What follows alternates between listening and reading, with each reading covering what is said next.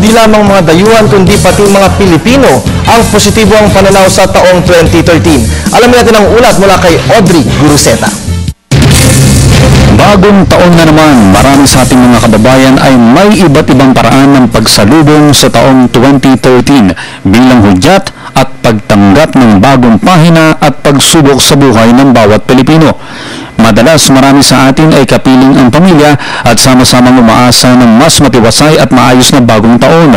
Subalit para sa mga kawani ng call center na patuloy ang pagtatrabaho ay nakontento ang mga ito na makisalo sa mga katrabaho at kaibigan sa bukas na restaurants at food stores noong bisperas ng bagong taon.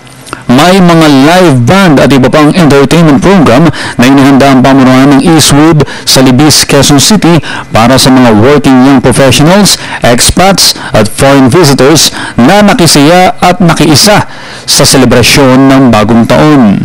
Bakas naman sa mukha ng mga Pinoy at maging ng mga dayuhan ang saya at excitement na ayon sa kanila mas masaya at kakaiba ang selebrasyon ng bagong taon dito sa Pilipinas. New Year in the Philippines is more fun because it's more fun in the Philippines! Happy New Year! Happy New Year! Because the people are very nice.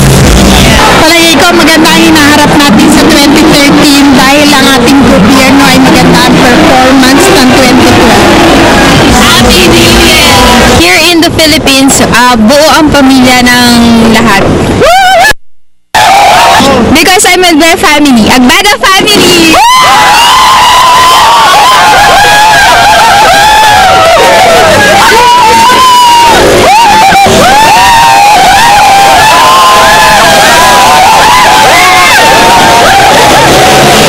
Para sa Telebisyon ng Bayan, Audrey Guruseta.